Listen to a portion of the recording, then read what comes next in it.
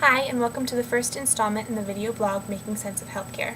Today we will be talking with Rahool, a sophomore philosophy major and 7-year medical student here at TCNJ, about healthcare reform and the thoughts of a future doctor.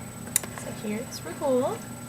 Hi, Jess. Hi. Thanks for having me. Of course. Okay, so my first question, can you share your views just basically on our current healthcare system and your experiences? As everyone knows, our current healthcare system is relatively flawed in terms of not everyone having access to healthcare, not everyone being assured if they do have access. So basically, I guess I can give an anecdote where I've shadowed various neurologists, and there's this one story in which I remember a technician who was working on a car on the roadside, and he was actually smashed by a truck while doing this. And so his back was literally broken in half, and so luckily he recovered, but after his recovery he had periodic bouts of intense pain that can't be cured by aspirin or Tylenol or anything. So he needed heavy duty drugs that only basically neurologists can prescribe. But the thing is that of course these drugs are very special and are relatively expensive, and his insurance did not cover it. But this guy was also a diabetic, and with diabetes, nerves degenerate as the disease progresses, and so you actually have similar tingling sensations. But this guy's pain was not due to that, but was due to the accident itself. But the doctor saw this and actually used the loophole and stated that this medicine was meant for his diabetes and not for the pain that he got from the result of the accident. So I feel like a healthcare system shouldn't be jumping through hoops, not using loopholes. It should be an honest system in which there should be, when the patient is diagnosed, they should receive the care that they need to have a better life. Okay. So something that may not get as much attention with the reform bill is tort reform and the high cost of malpractice insurance. So what do you think about that? America is special in the fact that basically anyone can sue anyone as long as the damages that are incurred are greater than $20. And so in the medical field, there are mishaps, it happens, it's a very, very stressful field, and in certain specialties, say surgery, open heart surgery, extremely stressful. And if the doctor has to constantly worry about getting sued and basically losing all the money he has, becoming a pauper, it adds that much higher level of stress to an already stressful situation. Right. And I feel like doctors are already under enough stress as it is, and they shouldn't have to deal with worrying about whether person A is going to sue them, because a doctor is trying to do their best to help them, and I don't think there'll be any malignant feelings behind actively trying to kill someone. So Right, of course. So something that is really helpful to look at least with reform in our country, is what is happening in other countries, of course. And you have studied abroad a lot, and I know that last summer you were in Bosnia and you had a little medical scare. Yeah, I was in Bosnia. I was doing humanitarian work with the kids there. We ran day camps with the Lutheran Church. They're awesome people. But when I was in Sarajevo, the capital city, we went to this nice Italian restaurant and had some shrimp. Lo and behold, I did not know I was allergic to shrimp, so a few minutes afterwards, I went to anaphylactic shock. So I was rushed to the hospital, and I was treated for all the stuff that I needed, and I was put under observation for a night. And the cost that I incurred was, remember, I'm a foreigner, and Bosnia has a socialized universal healthcare system, so I have not ever paid into it since I'm not a resident of Bosnia. So my ER costs were totally free. I did not have to pay anything.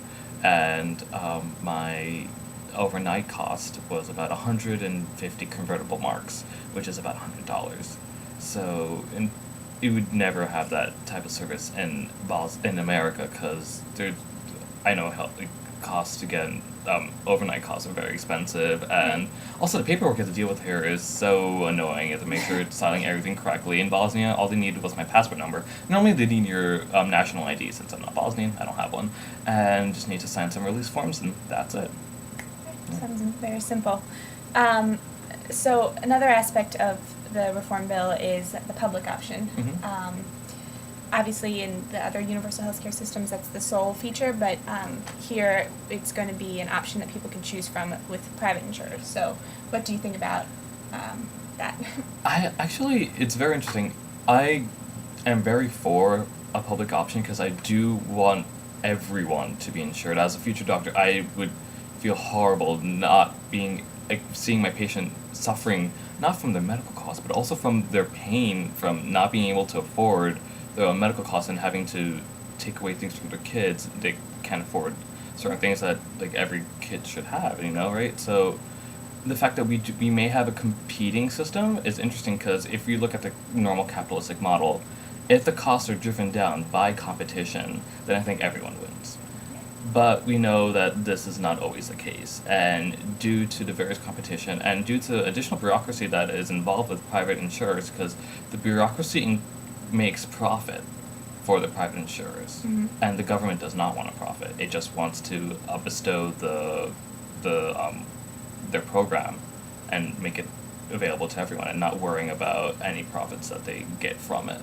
So there are some pros, there are some cons, but I would feel more comfortable and feel like it would be in everyone's best interest to have just a solely universal healthcare system. Okay, but at least with what we have now as options, with the bill that's passed the House but is now in the Senate, some options is that we might have states being able to opt in or out of the bill. And our new Republican governor, Chris Christie, has said that he does not support the public option. And can you share your thoughts on what other aspects he might influence reform? Yeah, frankly, I don't believe that it's up to politicians to determine the rights that are given to the public, because as the people, we should be the ones demanding our rights. And if Chris Christie does not like the public option, fine, he shouldn't get it. But he shouldn't be the one determining for the rest of New Jersey whether they have the ability to get it or not. And so I am totally opposed to the way that Chris Christie is basically going about this issue. Okay. So just in conclusion, as a future doctor, what would you like to see? I know that you said you would like ultimately universal health care, but just with what we have on the table right now at least.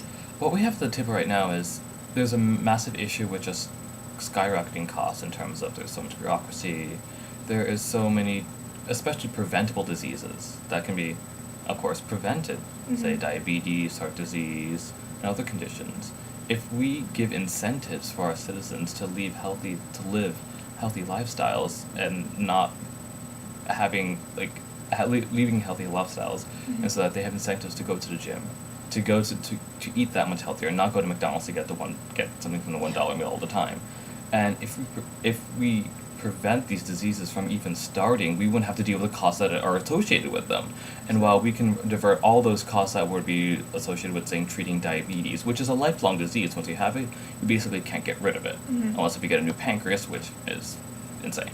But if we divert those costs from preventable diseases to unpreventable diseases, say like leukemia and other types of cancer, I feel like it'd be in the best interest for everyone. Okay. Well, thank you very much. You provided some great insight, and we look forward to talking to you again sometime. Thank you for having me.